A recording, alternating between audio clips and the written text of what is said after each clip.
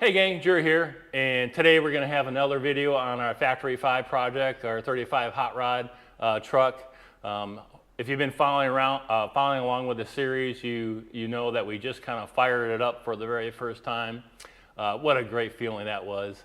Took it for a very small little drive in the driveway, just kind of starting to feel things out. And one of the things that I did notice is I actually had transmission fluid coming out of the slip yoke area here. Now, what I found out it to be, doing some research, is the package that I'm running is a blueprint package, a complete engine and trans assembly. It's a Ford 302 small block with a 4R70W transmission.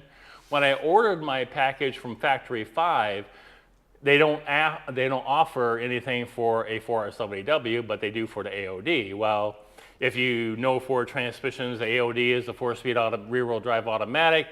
It's mechanical shift, so it's got throttle cable and governor.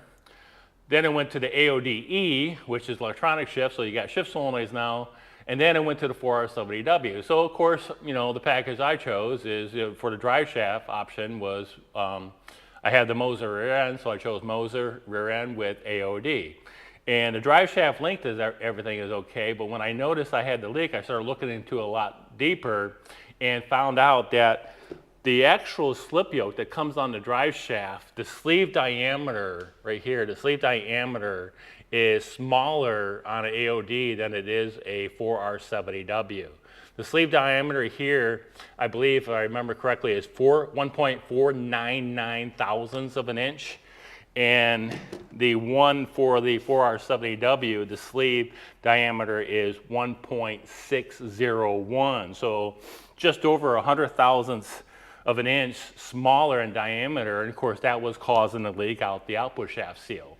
So I ended up ordering a new slip yoke from Summit Racing. It's a Sonic slip yoke, and I'll leave a link in the description down below of the slip yoke that I actually had to purchase for my application. So if anybody's out there running the same package that I am, the 4R70W transmission, and you're probably going to run into the same issue that I did. So wasn't that bad, just swapped out the slip yoke and everything's fine. So I hope you like this video. If you do, give it a thumbs up. If you're not subscribed to the channel, make sure you subscribe so you never miss a new video, and make sure you click that bell. So that's it for this one, gang. If you put your mind to it, you can do anything. All right, gang, take care and see ya.